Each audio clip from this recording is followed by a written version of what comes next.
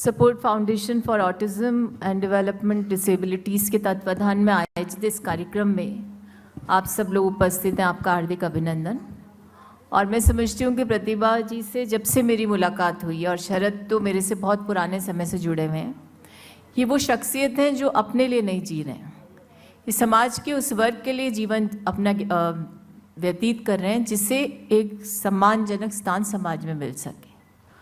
और जब प्रतिभा जी से मैं पहली बार मिली थी और मेरा जब अपॉइंटमेंट हुआ उसके बाद, तब से मैं भी प्रयास करती हूँ कि इनके जो भी प्रतिवेदन आते हैं सरकार के माध्यम से उसे स्वीकृति मिले।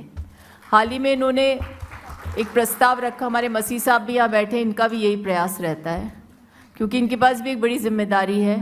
ये एनजीओज़ को लेकर के क्यूमुलेटिवली वो काम करना चाहते हैं जो समाज के वंचित तबकों के लिए या समाज के लिए विशेष जो लोग हैं उनको सम्मानजनक स्थान मिले, उनकी जो आकांक्षाएं वो पूरी हो सके।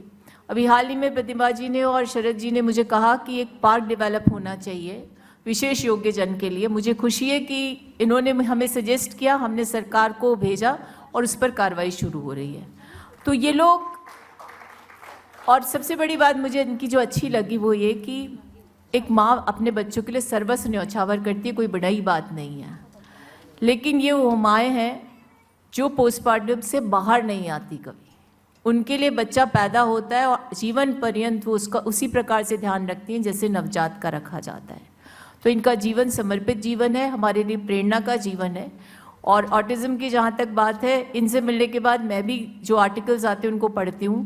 मैंने प्रतिभा जी उसको देखा कि लगभग 100 तरह के ऑटिज़म होते हैं शायद, और ये हमारे नर्वस सिस्टम का पार्ट है, लेकिन लोग इसको समझना नहीं चाहते। एयरपोर्ट पे, दिल्ली एयरपोर्ट पे या रांची पे, मुझे आइडिया नहीं, कहीं एक ऐसा वृतांत हुआ और आपने उसको बताया भी, जिक्र किया कि किस प्रकार से अवेयरनेस नहीं थी और एक एयरलाइंस को उसको लेकर के क्षमा याचना भी करनी पड़ी, लेकिन संवेदनशीलता नहीं थी। उसके सीईओ जो थे टीवी चैनल्स पर कह रहे थे हमारा मॉडस ऑपरेंडी यही है और इसमें हमारे स्टाफ का कोई दोष नहीं है।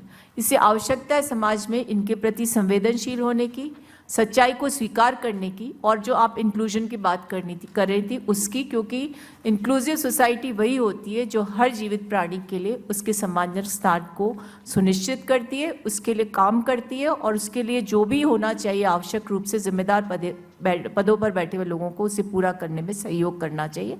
आपने हमें बुलाया एक इतने अच्छे कार्यक्रम में जहाँ हम इन प्रतिभाओं की क्षमताओं का हमने भी आकलन किया, और हमें लगता है कि इनको अगर समर्थन मिले, पूरा सहयोग मिले, प्रेम मिले, संवेदनशीलता मिले, तो ये अपनी प्रतिभा का बहुत अच्छा उपयोग कर सकते हैं हर मंच पर।